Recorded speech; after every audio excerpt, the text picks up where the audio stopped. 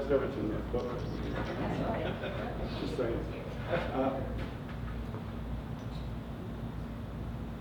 I don't know what to say about our next reader. She's the first person actually that I approached about helping with this project, and she was very gracious with her time and energy and editorial ability, and she's now working, in addition to her job at St. Edward's, she's working with the City of Austin on a project, so this will be the last issue that she's edited for us, and it's been wonderful. Thank you very much. And Laura Cottam is going to read, I think, from Bichanga, which is in there. It's one of her choices for nonfiction.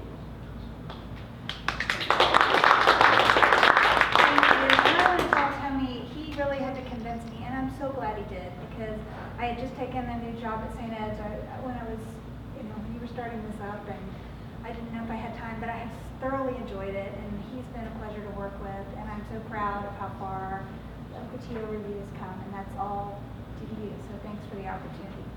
So I thought I would read just a little introduction. This is by Ursula Pike, who's from the Pacific Northwest, and she is from a Karuk tribe in the Pacific Northwest, and she had written this about her time in the Peace Corps, and I thought it would just be a little foray into, I hope you'll read the rest of it. I'm just going to read the introduction, basically. It's called Mi Charango. A white anthropologist from Lubbock, Texas, stood at the front of the classroom preparing to teach 25 Americans how to dance the Bolivian cueca.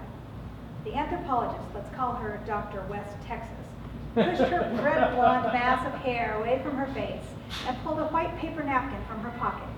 An instructor walked around the cafeteria turned dance studio to hand each of us a small folded paper napkin. I stood facing the solid, short man from Wyoming who was my partner, and pretended to be indifferent about what was coming, not wanting to reveal how giddy I felt at the chance to learn an indigenous dance. Dr. West Texas pinched her napkin on one corner, shook it open, and gave a look that made it all clear the 25 of us were expected to do the same. We did.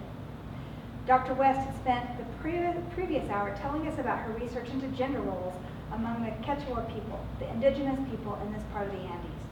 This was one of the cultural education lectures Peace Corps volunteers had to complete before moving to the countryside to work. As eager as I was to learn about indigenous Bolivia, I wished I wasn't learning it from a white anthropologist. Why wasn't a native Bolivian standing there? Start the music, the doctor instructed. Out of a dusty stereo in the corner came the high-pitched notes of a charango. The rapid strumming sounded like a guitar on helium. I had heard the music before, always in the background on buses and stores. In the tourist market, I had seen charangos played next to stacks of colorful fabric and pan flutes. The 10-stringed instruments looked like ukuleles, but with rounded backs, some made from the hollowed-out shell of a creature called a quirquincho. I was not a musician and had no interest in either the armadillo or non-armadillo versions. The words accompanying the charango strumming were much more interesting to me. I didn't understand much Quechua yet, but every Tuesday and Thursday mornings in an unheated classroom on the other side of the training center, I was learning. I worked hard to pronounce the new sounds correctly, willing my tongue to push them out of my mouth. The music sped up, and occasionally I recognized a Spanish word, amorcita, carnita. Dr. West motioned for the Spanish instructor standing nearby. Papa Smurf was his nickname. He had a large nose and guileless grin. The doctor lifted her napkin high above her head, placed her hand on her hip, and began. Following the doctor's lead, I raised my napkin high in the air with a flourish. The doctor leaned to the side, not looking at Papa Smurf, but he watched closely, mirroring her movements, stepping left as she moved right, and circling her with his arms. Their movements were rigid, but they kept time to the music. This dance is often used as part of courtship rituals among the indigenous people of Bolivia, she said, while twirling around to the right.